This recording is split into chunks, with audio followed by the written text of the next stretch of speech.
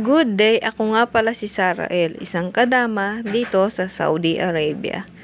Ngayong araw pala gagawa ako ng chocolate cookies. First time ko pala gumawa nito. So, nanonood lang ako sa tapos ginagaya ko na lang.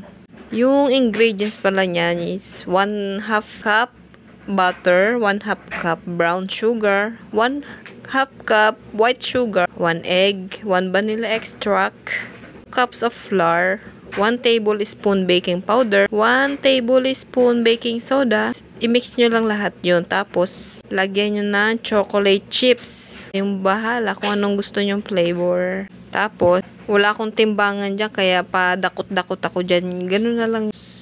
Ibibilog-bilog ko siya. Siyempre, ipipress-press nyo siya para maghugis cookies siya. Di ko alam kung tama to. Kasi nga, first time ko lang siyang ginawa. Ginagaya ko na lang siya doon sa pinanood ko. So, ganito nga ang ginawa ko. Yan.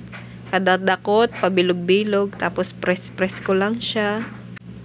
Nilagyan ko pala yan ng chocolate, white chocolate, and brown chocolate.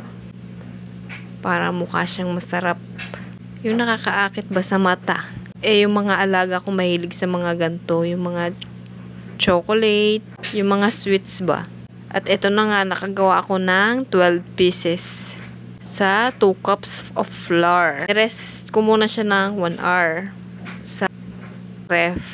Tapos yan, nilagay ko na siya sa baking pan. 5 piraso muna yung na-bake ko dyan. Para pag naubos, bake na lang ulit. Patitikimin ko muna tong mga alaga ko. Kung pag nagustuhan, edi go! So, ayun na nga, 15 minutes ko siya niluto. Sobrang bango niya, be. Ang perfect. At nagustuhan talaga to ng mga alaga ko. Yung isa nakadalawa. Naubusan tuloy yung isa kong alaga. Buti na lang talaga 12 yung nagawa ko. So, try nyo na rin. Thanks for watching.